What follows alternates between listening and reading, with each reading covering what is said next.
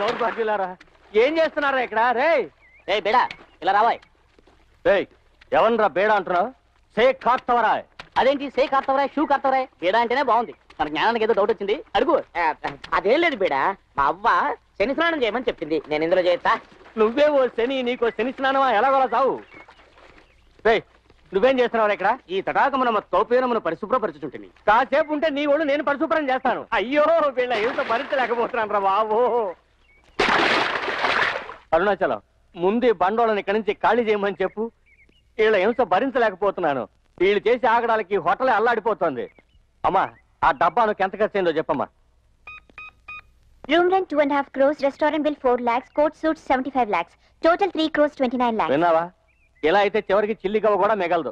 అందుకేగా వీళ్ళందరినీ పిలిపించింది. ఏంటి నువ్వనేది? కార్తవరాయ తను సంపాదించిన డబ్బు అనుభవించకుండా దాచుకు చచ్చిపోయేవాడే మూర్ఖుడు. ఎందుకంటే ఆ డబ్బు తర్వాత ఎవరో అనుభవిస్తారు గనక. తను సంపాదించిన డబ్బు తనే అనుభవిస్తాడు చూడు, వాడే తెలివైన వాడు. ఇంతవరకు డబ్బు ఖర్చు చేసి అరుణాచలాన్ని చూసావు, ఇంకా డబ్బు సంపాదించబోయే అరుణాచలాన్ని చూస్తావు. అందుకు 3 దారులు ఉన్నాయి. ఏంటవి? లాటరీ టికెట్స్, గుర్రాల రేస్, సినిమా షో, అంటే సినిమా తీయటం. అయ్యయ్యో వీటిలో ఇంతవరకు పోగొట్టుకున్న వాళ్ళనే చూసావు, గెలిచిన వాళ్ళని చూడలేదే. ఇక నువ్వు గెలిచేవాడిని చూడబోతున్నావు, అరుణాచలాన్ని చూడబోతున్నావు.